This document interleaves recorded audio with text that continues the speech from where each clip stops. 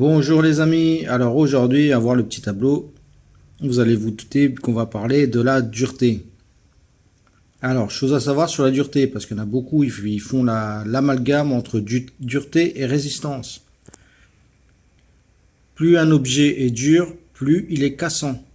Donc un diamant sera beaucoup plus fragile qu'une apatite. Si vous voulez, le diamant sera plus sensible à la cassure que l'apatite. Mais il sera plus résistant, je veux dire, à la pénétration, c'est-à-dire à la rayure. Donc un diamant va rayer une apatite. Une apatite ne rayera pas un diamant. C'est pour ça que le diamant a une dureté de 10. C'est ce qui est le plus dur sur l'échelle de Mohs. Alors que l'apatite, elle sera rayée par le saphir, par la topaze, par le quartz, le béryl, la tourmaline, le grenat, l'opale, le zircon, enfin tout ce qu'elle a. Donc là, vous avez donc 10 diamants, j'en ai pas, donc je vous en ai pas mis. Là, vous avez le saphir, la topaze, le béryl qui est ici. Ça, c'est le quartz. Ici, on a une petite citrine. La tourmaline, les grenats. J'ai mis ici parce que le grenat, il va entre 6,5 et 7,5. Le zircon, pareil, entre 6,5 et 7,5. Le béryl, c'est 7,5 à 8. La tourmaline, c'est 7 à 7,5. Le quartz, c'est 7. Topaze, 8. Saphir, 9. L'opale de 5,5 à 6,5. Ici, on a de la scapolite. Le scapolite, c'est de 5,5 à 6. Et l'apatite, dureté 5. Alors, qu'est-ce qu'il faut savoir sur la dureté? Supposons. Donc là, je vais parler en surface. Donc, on a une surface ici. Hop là. Supposons je prends un diamant pour rayer une apatite. J'aurai une rayure en gros qui va être matérialisée comme ça. Voilà.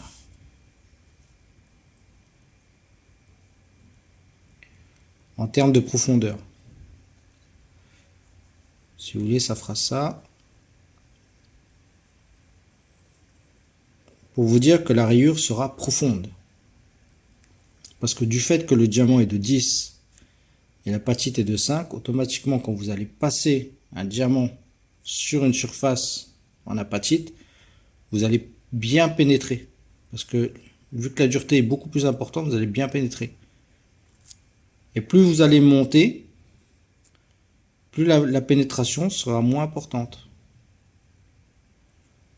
Vous voyez, par exemple, si vous faites sur un béryl, la pénétration sera moins importante, la rayure sera moins importante. Parce que souvent, quand on vous dit faites test de dureté, regardez si un tel raye un tel. Les gens, en fait, ils n'ont pas dans leur esprit quel type de rayure. Et ils vont vous dire, ouais, bah ça raye. Oui, mais ça raye comment? Ça raye à quelle profondeur? Est-ce que ça fait une grosse rayure ou ça fait juste une marque dessus? Est-ce que quand vous avez fait la rayure, vous passez l'ongle dessus, vous sentez que ça accroche? Ou c'est juste une rayure qui s'efface pas? Vous voyez, par exemple, si vous prenez un béryl, vous voulez rayer une tourmaline, vous allez la rayer. Et quand vous allez passer l'ongle dessus, ça va à peine accrocher, vous allez à peine sentir comme quoi ça accroche, mais vous allez voir la trace. Vous allez voir que ça a été rayé. Mais ça ne sera pas profond. Par contre, si vous prenez un saphir et que vous rayez une tourmaline, là, automatiquement, quand vous allez passer l'ongle sur la surface que vous allez rayer, vous allez sentir une petite accroche. Vous voyez, c'est important de savoir quand on parle de rayure, quel type de rayure on parle. Est-ce que c'est une rayure qui est profonde ou est-ce que c'est une rayure qui n'est pas profonde? Après, si vous êtes dans les pierres que vous connaissez un lapidaire, le truc que vous pouvez demander au lapidaire, c'est, vous savez, quand il taille les pierres, bah, automatiquement, il y a des chutes. Et vous lui demandez qu'il vous fasse des petites pointes à chaque chute qu'il a. Par exemple, s'il taille de la topaze, vous lui demandez qu'il vous fasse sur une chute, je veux dire, une petite pointe comme ça. Ensuite, vous avez juste à trouver un bâton.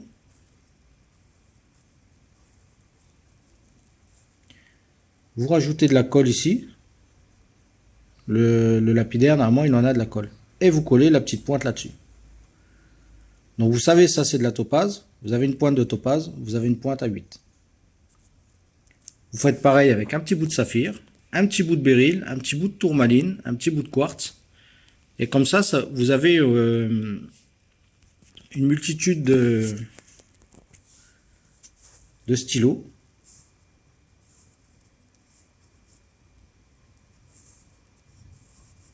Là, je dessine mal parce que je cale le téléphone en même temps. Donc, vous avez une multitude de stylos avec différentes pointes. Par exemple, une pointe de 9, une pointe de 7, 5, une pointe de 7, et ainsi de suite. Comme ça, quand vous avez besoin de faire vos tests de dureté, vous prenez vos stylos et vous essayez de rayer. Et avec ça, vous arrivez à obtenir une dureté qui va être vraiment, mais vraiment juste. Parce que souvent, on voit, vous savez, dans les échelles de dureté sur Internet, où est-ce qu'on dit on prend une lame de couteau ou une lame de lime à ongles, un verre, des choses comme ça, et on essaye de rayer ou de faire rayer la surface. Mais c'est jamais vraiment sûr à 100%. Alors que là, si vous arrivez à vous faire un petit panel de stylo comme ça, quand vous avez du 7,5, vous essayez de rayer à 7,5, automatiquement, ça va juste faire une trace. Si vous êtes au-dessus, ça va rien faire du tout. Et si vous êtes en dessous, ça va faire une trace un peu plus profonde. Vous voyez? Donc c'est une astuce qui est bien pratique, ça. Ça vous évite d'acheter des stylos. Et comme je vous dis, l'avantage avec ça, c'est que vous pouvez avoir des stylés, par exemple, à 7,5. Vous voyez? Alors, qu'est-ce que je peux dire encore sur la dureté? Je voulais dire encore autre chose sur la dureté. Ah ouais, en joaillerie. Alors, en joaillerie, sur la dureté, il y a deux types de dureté qui va être apprécié. Donc, pour la joaillerie de tous les jours, je veux dire. On va prendre des pierres qui vont de 9, 8 jusqu'à 7. Et en dessous, en fait, on va avoir ce qu'on appelle les bijoux de soirée. Donc, les bijoux qu'on va mettre à des soirées de temps en temps. Et au-dessus, on aura des bijoux, on va dire, de tous les jours. Alors, pourquoi ça?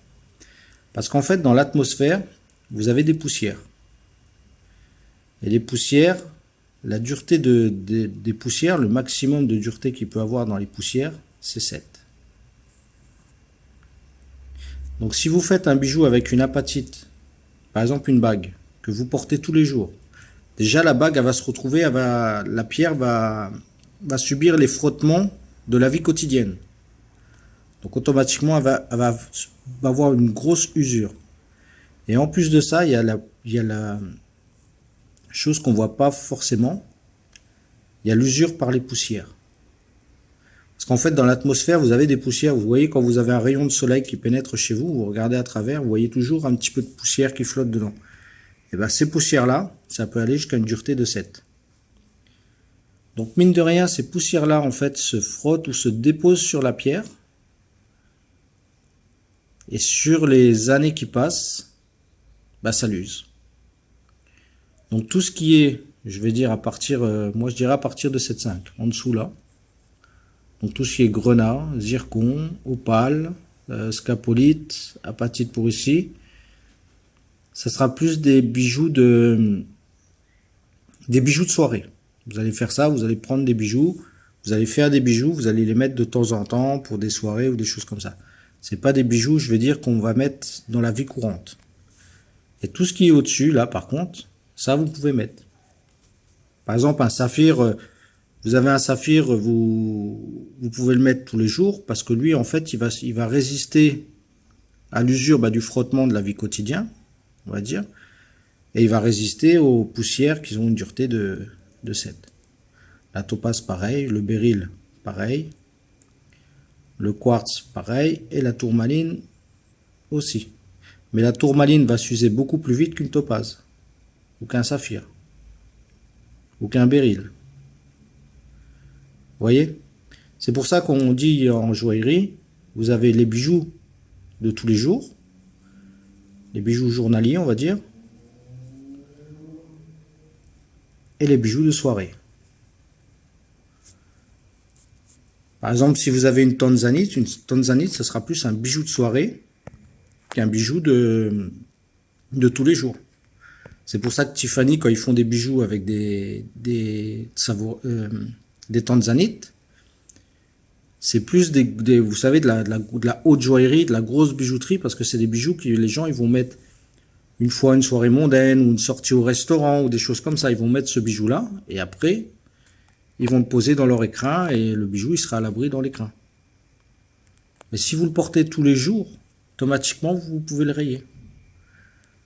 Par exemple, si vous mettez en pendentif, vous dites, tiens, j'ai un pendentif, il est tout le temps sous le linge.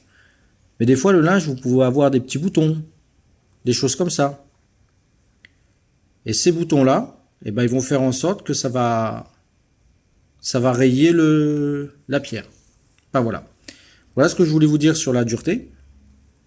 Parce que là, j'arrive à la capacité de stockage maximum, donc il faut que je fasse vite avant que ça coupe. Donc voilà en ce qui concerne la dureté. Voilà ce que je voulais vous dire au niveau des bijoux. Donc tout ce qui est au-dessus de 7 pour des bijoux journaliers, tout ce qui est en dessous, c'est des bijoux de soirée. Et quand vous faites les tests de dureté, bien vérifier la profondeur de la rayure que vous obtenez quand vous faites le test. Plus la rayure sera profonde, plus l'écart de dureté entre les deux minéraux sera importante. Voilà. À savoir que quand on parle de dureté, par exemple, entre le 10 et le 9, c'est pas une valeur 19, hein. C'est, on va dire 9,01 jusqu'à 9,99. Quand vous arrivez au 10, c'est 10,01 jusqu'à 10,999. Enfin là, on va mettre 3 zéros comme ça. Vous voyez, il y a des valeurs dessous qui font que même dans le diamant, vous avez des diamants qui peuvent être plus résistants qu'un autre diamant. Dans le saphir, c'est pareil. Le saphir, la dureté, c'est 9, mais vous pouvez avoir des diamants qui font 9, on va dire 2. D'autres qui vont faire 9, 5, et ainsi de suite. C'est pas une valeur absolue. Quand c'est 10, 9, 8, c'est pas absolu. On passe pas direct de 8 à 9. Il y a 8, quelque chose, 8, quelque chose jusqu'à 9. Et en fait, plus on va dans le 10, plus cette valeur est importante. Admettons, vous avez, pour que je me fasse mieux comprendre, vous avez 1 à 2, 2 à 3, 3 à 4, 4 à 5, 5 à 6, et ainsi de suite. Vous voyez? Plus on monte dans la valeur, plus la valeur grandit. Bon, j'espère que cette petite vidéo vous aura aussi plu sur la dureté. Si vous avez des questions, n'hésitez pas à les poser. Donc n'hésitez pas à commenter, liker et vous abonner. Allez, à plus. Ciao, ciao.